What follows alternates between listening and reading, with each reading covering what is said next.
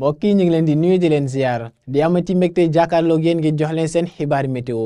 tekkaaral bi ñu nemmeeku woon démb dinañ ko nemmeekuwaat tey ci guddi gi donc mën nañu wax ni ci guddi gi moom daanaka xaarandi wuñ taw ci réew mi xanaa lu dul tàngoor goo xam ne incha allah dinañ ko fi nemmeeku ci guddi tey ji waaye tamit ëllëg ci digg bëccëg donc boo leen desee ñun ba ci kanam di ngeen gis li ngeen di waajal ci wàllum prévision météo waaye animation satellite bi mën ngeen gis ni déjà niir dinañ ko mën a nemmeeku ci réew mi fii ak ëllëg niir yoo xam ni léeg-léeg dinañu may jant bi ñu mu xaw a fës tuuti ànd ak tamit ngelaw goo xam ni dina bàyyeekoo bët gànnaar jaar ci biir géej gi waaye tamit ëpp daanaka gox yu bëri ci réew mi prévision guddi tey ji nag dinañ ci gis ay niir yoo xam ne dinañu takku bu baax ci bët saalumu réew mi waaye comme démb mën nañu jàpp ni yaakaaru taw moom wax dëgg taxu koo bari ci gox yi féetee ca bët saalum boobu noonu waaye ba léegi mën ngeen jàpp ni incha allah ci guddi gi asamaan si dina muuru bu baax ci zone yi nekk nii yëpp donc muy Kédougou Kolda Sédhiou waaye tamit Ziguinchor te ca noonu nag léeg-léeg ay wis-wisal mën nañ ko nemmeeku ci yenn ci gox yooyu noonu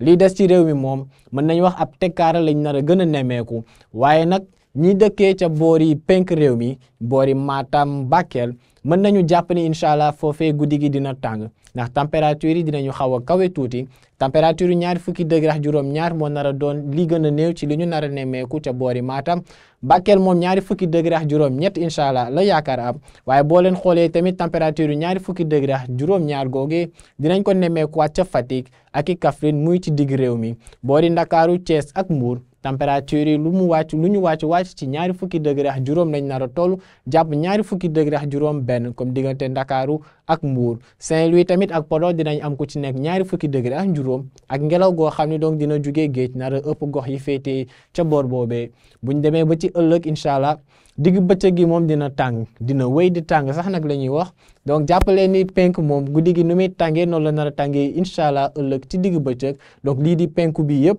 diggante Podor Matam ba ci Bakel température yi dinañu yegg ba weesu 20 degré ak juróom ñi ngi yaakaar sax am 20 degré ak juróom-ñeent ak juróom-ñett ca Matam ca penku réew mi noonu nag digg réew mi tamit tàngoor gi dinañ ko fa nemmeeku température yi dinañu toll ci 20 degré ak juróom comme ni ngeen koy gisee ci Diourbel àgg ba ci 20 degré ak juróom benn diggante Fatick Kaffrine wala boog tamit Linguère Ndakaaru nag ba léegi température 20 degré dinañ ko fa nemmeeku dinañu yéeg sax ba àgg ci 20 degré ak ñaar muy firndeel tàngoor goo xam ni ba léegi dina wéy di desandi ci réew mi rawatina ci sow ca noonu nag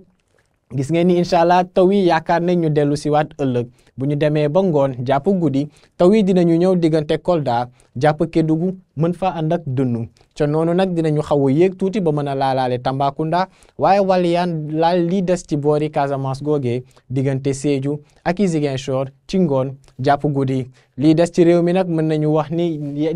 yaakaaruñ fa nemmeeku taw lu dul xëy na bu ñu demee ba après waaye bu dul loolu moom ab tàngoor moo nar a gën a desandi ci li ñu nar a nemmeeku ci réew mi rawatina fële ca bët Saalum moom foofu mën nañu jàpp ni incha allah ngoon nag guddi ëllëg dinañ nemmeeku ay taw yoo xam ne dinañu xaw a am doole tuuti kon ni ma ko waxee diggante Kolda jàpp Kédougou mbokk yi la ñu bëggoon li lañ leen a bëggoon a baaxee ci bisub tey jii di leen ñaan nag ngeen di wéy di topp xibaar yi dikkee ci ANACIM ci xarale yi ngeen di gis ni di leen dig daje incha allah ëllëg di leen ñaanal jàmm wasalaam.